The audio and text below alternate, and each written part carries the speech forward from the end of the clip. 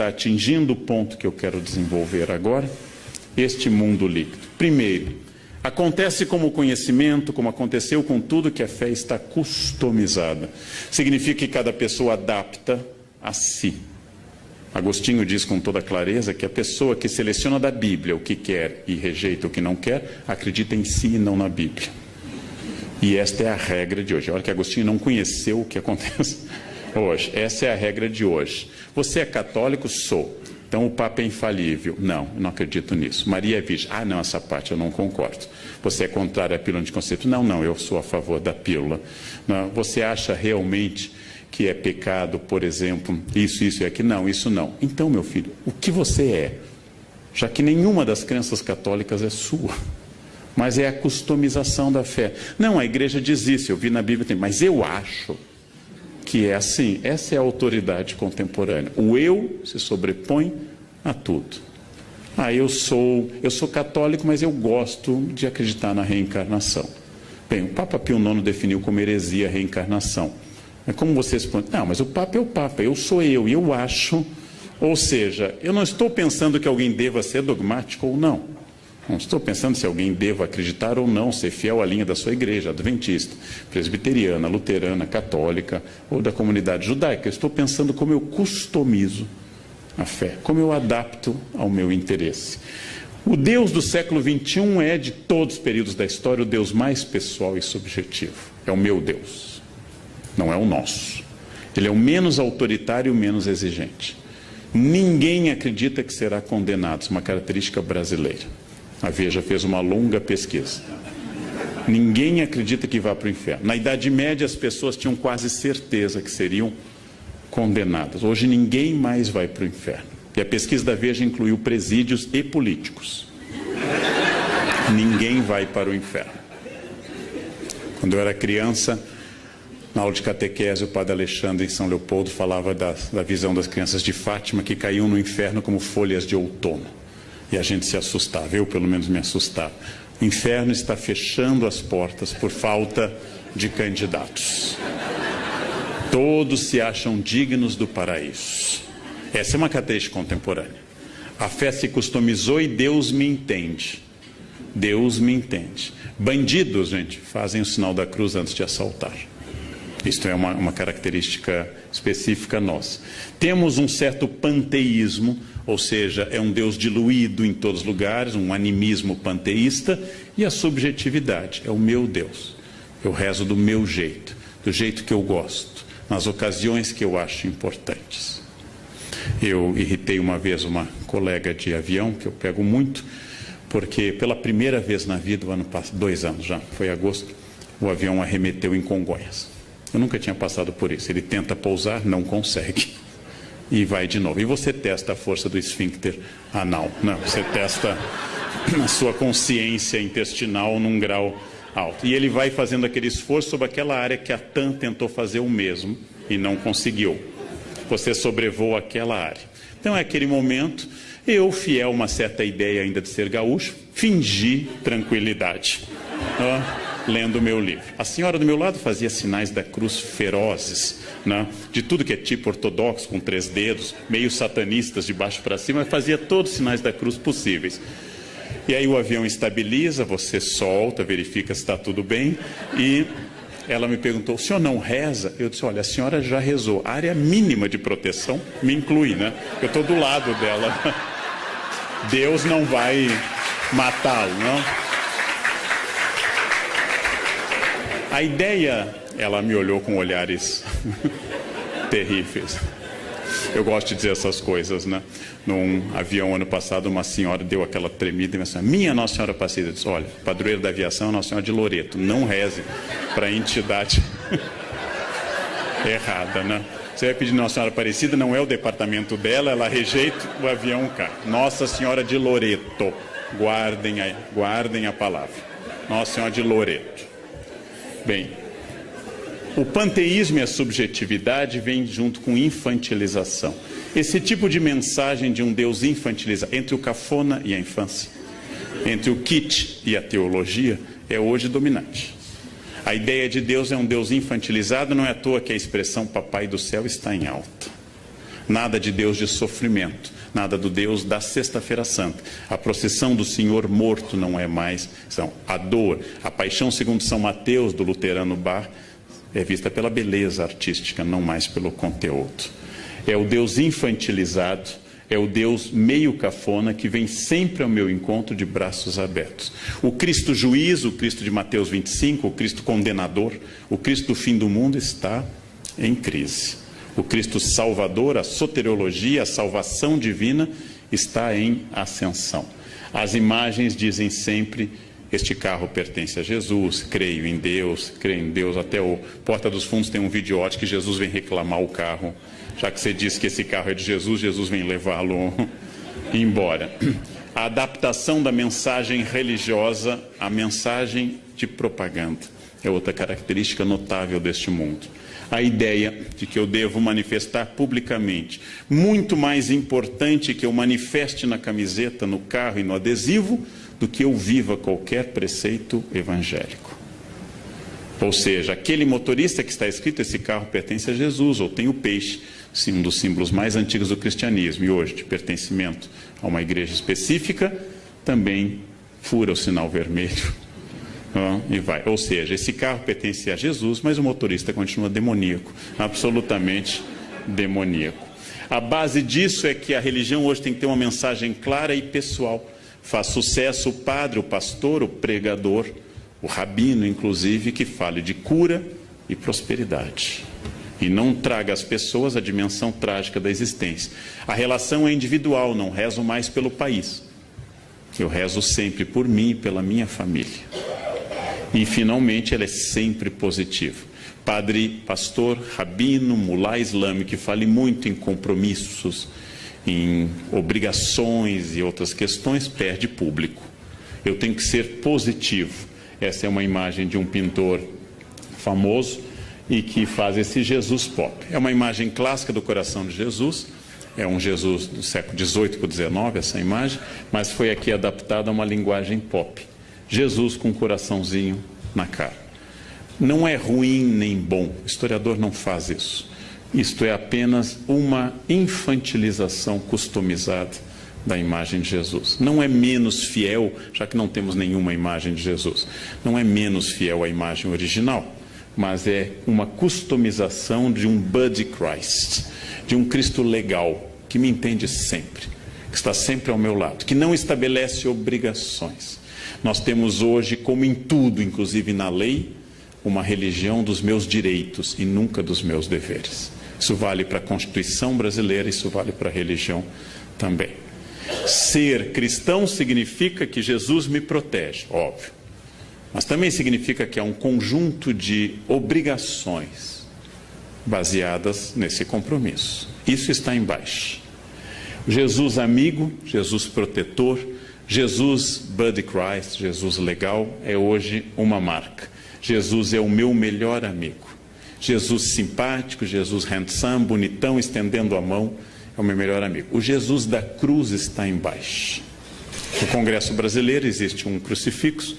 Me entrevistaram uma vez, perguntaram o que eu acho. Eu disse: olha, só tem um problema, não sei como não deu processo, mas eu disse: Jesus foi crucificado entre 2 ladrões. E no Congresso tem 513 deputados. É demais. Eu acho que nem Jesus merece essa carga, né? 2 ladrões ainda conseguiu converter um. 513 deputados, gente. Eu pediria a retirada do crucifixo por motivos religiosos e não de Estado laico. Pediria por respeito a Jesus. Respeito a Jesus.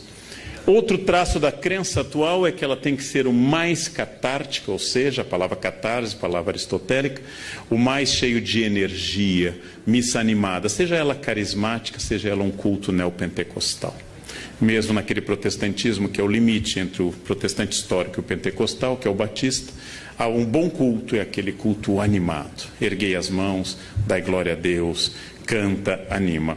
Eu, como estudo religiões, eu frequentei a missa do Padre Marcelo.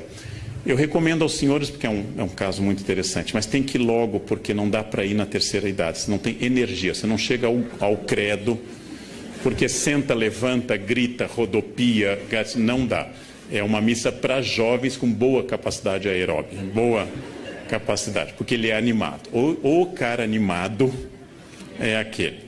Então, a ideia de um rito catártico, que as pessoas vão na marcha com Jesus, que vão numa missa carismática ou vão num culto neopentecostal, é outra característica dessa crença. Ao lado de um fenômeno urbano típico da década de 70 em diante, que é o New Age. Teorias orientais, Yin, Yang, da teosofia, do taoísmo, que atinge a teosofia, ecologismo, Deus está nas árvores, nas cachoeiras, animismo, Deus está diluído na natureza, e assim por diante. Essas religiões da nova era entendem o sagrado como geral, que você deve sentir a grande metáfora que é a energia, palavra que me irrita em particular. Quando as pessoas, você sente nesse hotel essa energia? Claro que sinto, 5 estrelas, a cama é ótima, eu sinto uma energia fabulosa, né? Quando tem aquela toalhinha de esfoliação suave, que você passa no rosto e é uma lixa, eu sinto uma energia ruim. As pessoas fazem isso, meditam sem meditar, tiram poses porque é New Age.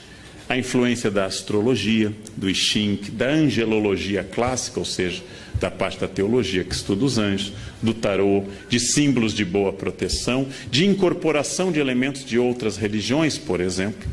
É o caso do Brasil, onde passamos nos últimos 30 anos a utilizar branco no Ano Novo, influência de cultos afro-brasileiros, e agora lingerie vermelha, se você quer amor, lingerie amarela, se você quer dinheiro. Imaginem alguém de cueca vermelha, o que atrai a isso? Um Exu, né? O que atrai uma pessoa de cueca vermelha? Cueca amarela. Imaginem a cena de cueca amarela. Salvo se alguém aqui está cueca amarela, é exceção do que eu estou dizendo. A crença de que tudo isso faz parte de um processo geral, já que não é uma ordem nem cristã, nem especificamente católica, se vestir de branco no Ano Novo. É um conceito do sagrado, um conceito geral do sagrado que incorpora elementos de Kabbalah, incorpora elementos da tradição judaica da interpretação dos números, elementos de angelologia e assim por diante. Este conceito de sagrado tem uma metáfora que une tudo, a energia. Energia é uma metáfora que agora vem acompanhada de uma outra tipicamente contemporânea e que me irrita um pouco, que é física quântica. Quando as pessoas não têm a menor ideia de um fenômeno, elas dizem que é física quântica. Elas também não têm a menor ideia do que seja física quântica. Aliás, elas não têm do que é física newtoniana, que é mais fácil, quanto mais a quântica. Eu também não sei o que é física quântica. Fiz um curso na Casa do Saber de 4 aulas, mas continuo não sabendo. Porém, eu não uso essa metáfora. Quando não tem explicação, é física quântica. Bem, outra questão, a sincronicidade. Tudo ocorre em benefício, em meu benefício, que é um dos pensamentos mais antigos e tradicionais do mundo. Perdi o avião, foi melhor. Foi melhor assim. Tentei viajar, não consegui. Deus tem Parkinson, escreve certo por linhas tortas. Eu vou entender no final. No fundo, é um barateamento de uma das mensagens mais bonitas da Bíblia, que é o livro de Jó. Por que sofrem os bons? Deus diz isso a Jó, né? Você pescou o Leviatã, você sabe o que eu quero, né? Quando Deus recrimina Jó. Só que essa teologia de Jó, que é os capítulos 1, 2 e o final são os mais antigos do Antigo Testamento, essa teologia de Jó vira uma espécie de universo que conspira a meu favor. Minha empregada me diz que leite com manga dá certo, dá morte. Então eu quis demonstrar a ela que isso é uma lenda e comi manga com leite. Não morri. Ela disse, não, mas o senhor é neto de alemão, não funciona. Então já tem uma variante. Só mata brasileiro luso, clássico, né? Aí ela me disse, não fala, professor, que acontece. Eu disse, esse teto vai cair, viu? Não caiu, então não acontece. Não. E ela, não, mas não é assim, tem que dizer com convicção. Não tem jeito. Não tem jeito, é quântico isso. Finalmente, os elementos orientais como karma e dharma, tradicionais nas religiões do Oriente, e que aqui são ressignificados sem muita propriedade. Karma e dharma são usados numa noção bastante livre de que é o seu karma. É meu karma ter na minha frente no avião alguém perdido, que não consegue achar o seu lugar, que vai até o meio do avião e descobre que é o lugar 2A. Então vem voltando contra Piracema, tentando voltar ao lugar 2A. É meu karma. É meu karma. Eu tenho que, em outra vida eu prejudiquei fila de avião. Então nessa eu vim com essa missão.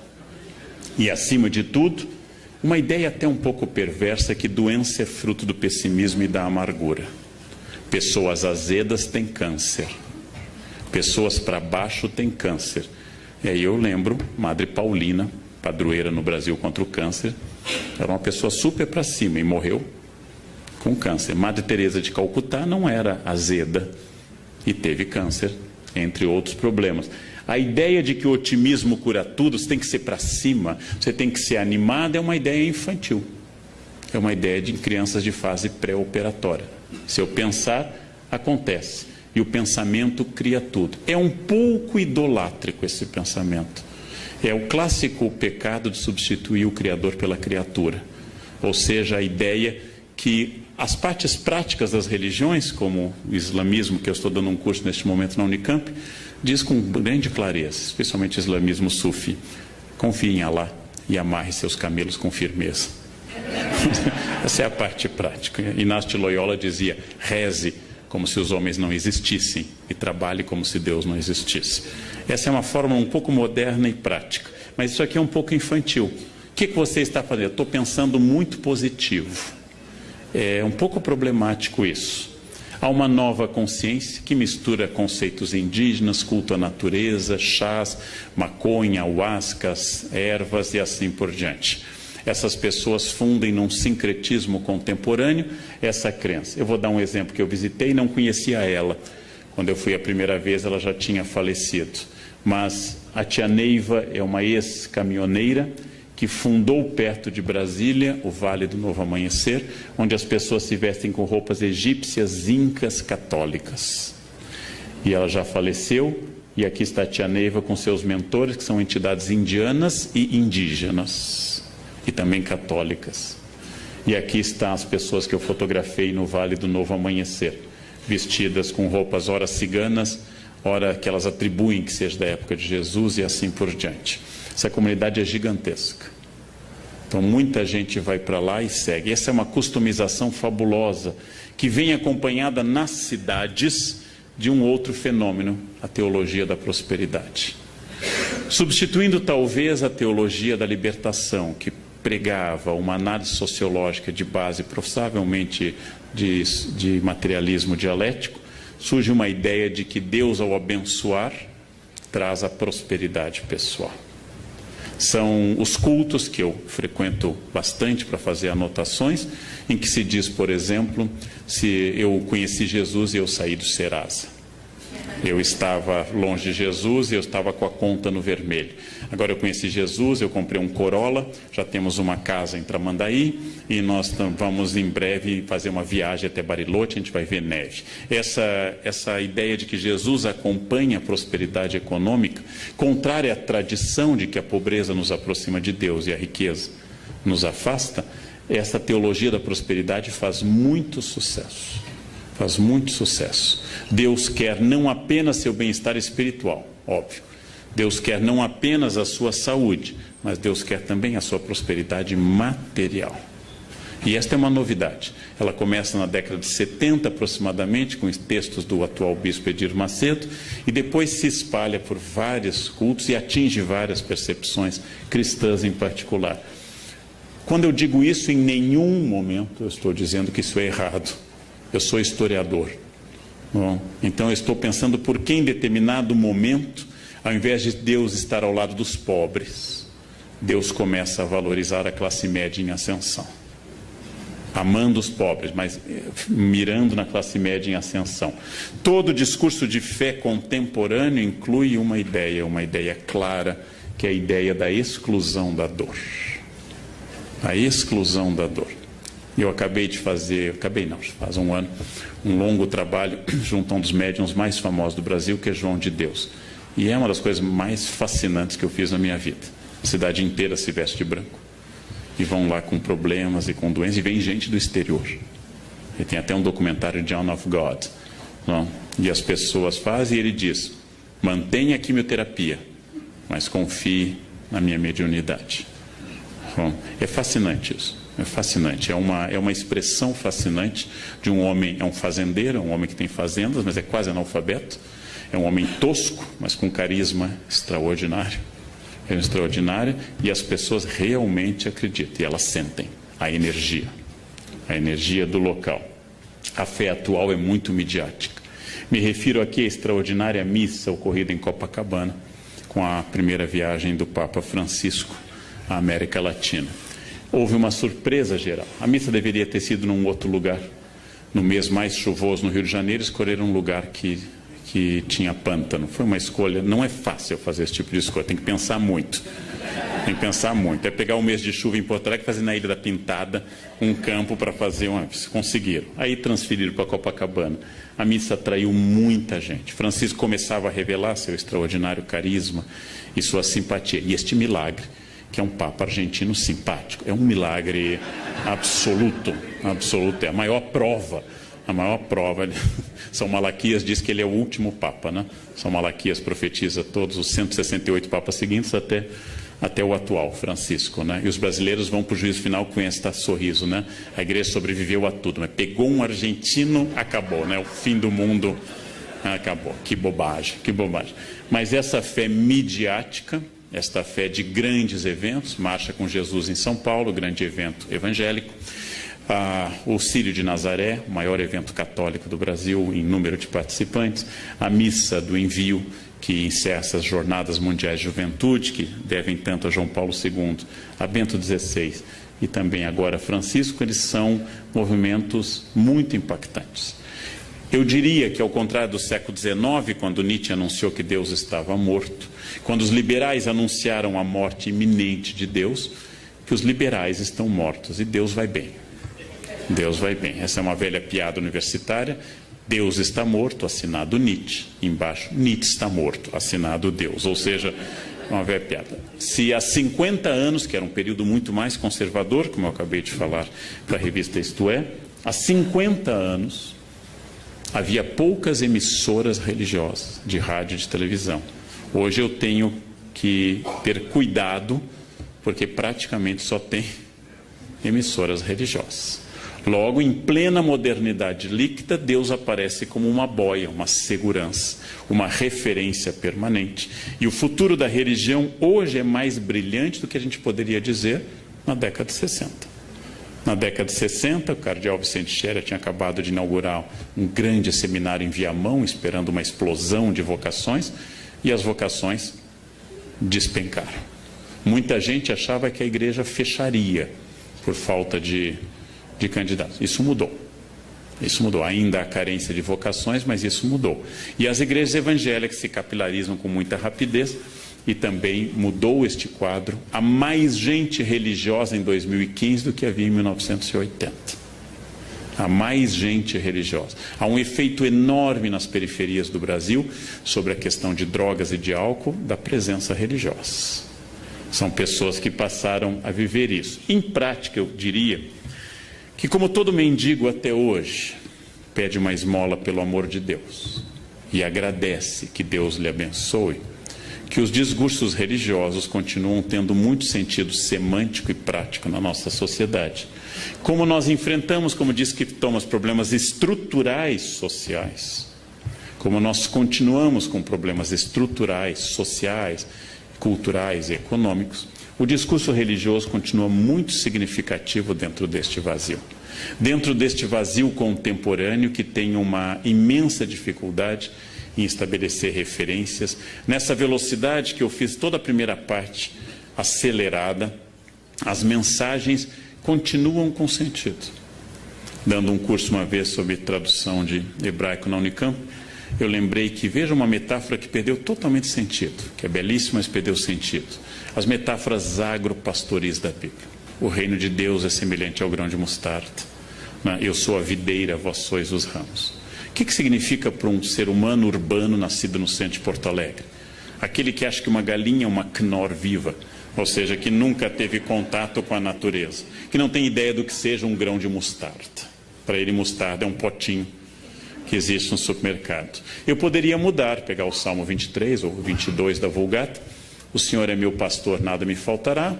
Dominus regit me, em latim, eu poderia mudar para o Senhor é meu provedor de banda larga, Ele nunca cairá. Isso faria as pessoas entenderem mais rapidamente. Mas um dos encantos da religião é o seu arcaísmo. É usar uma linguagem, e não é à toa que depois de relativamente reprimido, o latim volta à igreja. São autorizadas hoje dezenas de missas pelo Brasil, pelo rito tridentino, pela missa de São Pio V. Significa que os discursos e as práticas religiosos por causa do discurso, significa que hoje há mais fila para casamento numa igreja, como aqui, a São José, aqui, do que havia há 50 anos. Em 1968, as jovens queriam sair de casa e queriam levar uma vida hippie. Em 2015, elas têm o mesmo sonho da avó, um marido rico, bem-sucedido e casar de branco na igreja. Nós somos notavelmente mais conservadores do que há 50 anos. As pessoas fizeram a Revolução Francesa, mas querem morar em Versailles. Elas querem continuar morando em casa, com a liberdade da Revolução Francesa. O que acontece hoje, se você marcar numa igreja como Nossa Senhora do Brasil, em São Paulo, o seu casamento, que precisa de 3 anos de antecedência, se você perder o noivo, mantenha a data marcada. É mais fácil você vir a encontrar outro do que encontrar. Mantenha a data marcada, porque é fundamental se você quiser. O sonho hoje é coletivo. A avó, a mãe e a menina continuam sonhando com casamento de branco na igreja. Isso é notável. Isso é notável. Nós continuamos explicando mazelas sociais por tudo isso. Mas, se para encerrar é óbvio que nós temos pertencimentos líquidos, que, por exemplo, instituições tradicionais como a maçonaria perderam muitos membros nos últimos anos, que pertencimento a clubes e sociedades hoje é muito mais fraco. Se é verdade que hoje está em ascensão um Deus pessoal e positivo, que o Deus da obrigação, o Deus terrível, o Deus de Mateus 25, como eu disse, não está na moda, e que as fronteiras se diluíram, eu também posso pensar, para encerrar, uma questão mais filosófica. Esse Deus atual apropriado pelas pessoas. Esse Deus que exige muito pouco de mim e confirma a minha vida. Já que hoje nós confirmamos tudo. Eu devo comer esse quindim? Eu sempre tenho uma resposta. Pai, você já malhou tanto. Pai, você merece. Hoje é quarta. Tanto faz o dia, né? Hoje é quarta. Né? Amanhã você corre mais na esteira. Eu sempre tenho uma justificativa. E as pessoas colaboram. Elas nunca dizem isso, não como não. Elas dizem... Ah, como você merece. Né? Se você não comer, vai fazer mais mal ainda se você não comer. Né? Ou seja, nós estamos num universo em que tudo que sou eu é explicável. É explicável. E eu preciso fazer dessa forma. A fé atual é uma forma de prisão imanente. Ou seja, naquilo que a gente considera de material, imanência, aqui e agora, hic et nunc. Aquilo que eu considero de imanente, atual, individualista. É difícil saber, apesar da imensa importância da religião hoje, institucional e pessoal, nos dois campos. É difícil saber se a fé média das pessoas é uma forma sofisticada de ateísmo religioso. Ou seja, que elas se aproximam de Deus para não colocar o delas na reta, mais do que para se entregarem a um plano. A fé exigente dos evangelistas, a fé exigente dos grandes santos, tenho que pregar, ai de mim se não o faço. A fé que tira alguém do seu conforto em Lisboa e o leva para a Itália, Santo Antônio, a fé que faz alguém dar seus bens, Francisco, a fé que muda a vida de um homem dissoluto, como Inácio, ou como Agostinho, a fé que faz uma jovem bonita e rica, como Clara, abandonar tudo e entrar numa vida. Esta fé é uma fé de entrega a um plano maior. Esta fé atual é uma fé que me favorece em tudo. Se eu estou triste, Deus me consola. Se eu estou alegre, Deus me confirma.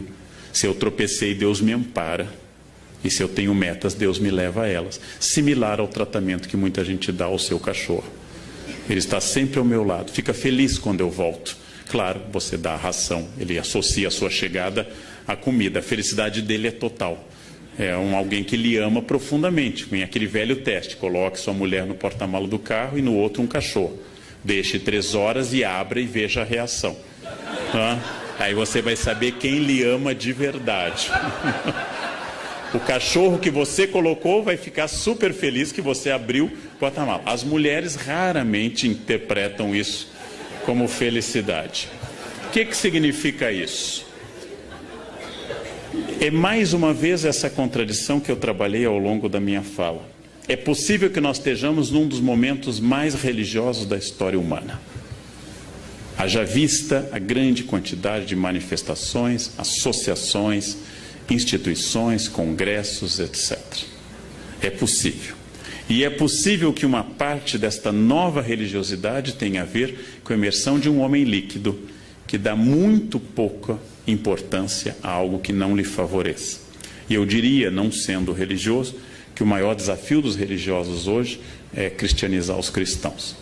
Esse é o grande desafio. O desafio do século XV era cristianizar indígenas, no XIX eram os asiáticos, os africanos, idólatras, liberais, ateus. Hoje o desafio é cristianizar os cristãos e parar de dizer Senhor, Senhor, e começar a entender o desafio que significa uma opção de entrega. Então, este é o grande desafio. O campo é bom. Nós temos hoje um prestígio religioso maior do que nunca. A influência política das religiões em 2015 no Congresso é maior do que em 1950. Getúlio Vargas, ateu total, inaugurou o Cristo Redentor em 31. Abriu todos os congressos eucarísticos da era Vargas. Facilitou o Congresso Eucarístico de Porto Alegre, que já não era mais no governo dele. Ele já estava deposto. Ou seja, porque ele sabia, como Napoleão, que perguntado pelo Papa Pio VII, você pode governar sem Deus? Napoleão diz, sem Deus eu posso, sem os bispos não. Então, esse é o aspecto prático de um homem prático, como Napoleão ou como Getúlio, ateus como Potes. Agora, esta é a questão e o grande desafio contemporâneo. Esta é a grande questão. Quer dizer, como enfrentar um ambiente que formalmente é religioso e na prática é completamente egoísta, voltado para si e totalmente alheio a quaisquer desafios religiosos possíveis. Né? Como falar de Deus para quem tem Deus no carro, na casa, na camiseta, mas só não tem no coração e na atitude. Esse é um desafio de gente. É o mesmo desafio de sempre. Como falar da lei para doutores da lei, para escribas e para fariseus, aqueles que pagam o dízimo sob o cominho e não entenderam o básico. Esse é o desafio contemporâneo do mundo líquido. Era o que eu tinha a dizer na hora que me reservaram. Muito obrigado pela atenção dos senhores. Obrigado.